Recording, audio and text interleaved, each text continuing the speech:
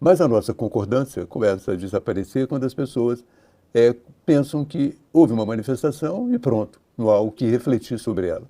Eu sou daqueles que acham que é preciso refletir. O Bolsonaro é um político que está sob a carga do governo, da Polícia Federal, da Justiça e da grande imprensa. No entanto, ele conseguiu mobilizar milhares de pessoas. Não creio que nenhum político brasileiro, nesse momento, exceto possivelmente o próprio presidente da República, tenha condições de mobilizar tanta gente. E isso é um dado importante. Como que uma pessoa tão desgastada, através da imprensa e pela pressão das instituições, continua com tanto apoio popular. Eu acho que ali havia pessoas que são bolsonaristas, que gostam do Bolsonaro e o apoiam de uma forma incondicional. Eu acho que havia também gente que se identifica com a extrema-direita, que tem posições de direita e que estava ali para apoiar o seu líder. No entanto, eu acho que muitas pessoas que chegam a uma manifestação como essa também estão insatisfeitas com a situação. Eu acho que elas estão insatisfeitas com o governo, estão insatisfeitas com o Supremo Tribunal Federal e estão insatisfeitas com a grande imprensa. Isso é algo que merece uma reflexão. Acho que grande parte dessas pessoas mantém uma certa oposição ao que está acontecendo no Brasil e também considera que a carga sobre o Bolsonaro, às vezes, é desproporcional.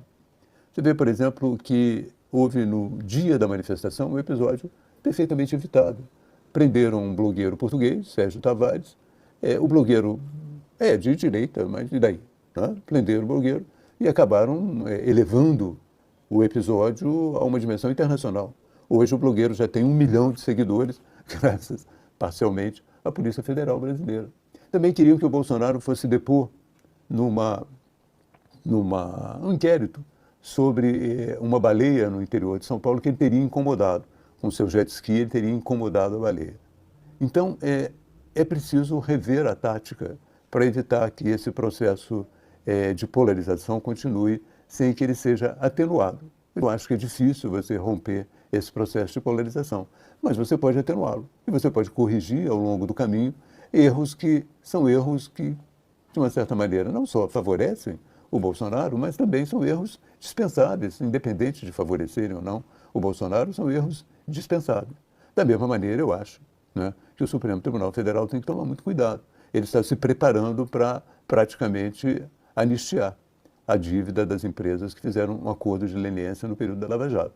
Essas empresas usaram a corrupção, essas empresas, algumas delas foram à imprensa pedir desculpas pelo que fizeram, e, no entanto, a partir de uma decisão do Toffoli, já começaram a ser, de uma certa maneira, dispensadas das suas multas. E o mais interessante é que esse questionamento do pagamento das multas das empresas foi feito pela esquerda, pela extrema esquerda não, mas pela esquerda mais radical, o PSOL, o PDT. Eles entraram na justiça querendo que essas empresas não pagassem a sua multa. Então eu fico perguntando, que país é esse? É uma jabuticaba bem brasileira, né? Partidos de esquerda entram na justiça para aliviar a multa de empresas que devem ao Tesouro Nacional. Algumas delas, como no caso da JF, devem também, a sua dívida é importante também para os pensionistas, para os aposentados. Então, é um país, realmente uma jabuticaba brasileira. Você tem a esquerda perdoando multas, ou trabalhando para perdoar multas, de empresas, algumas delas que devem também aos aposentados, aos fundos de pensão, que dependem enormemente desse dinheiro para seguir adiante. É um caso difícil de se entender.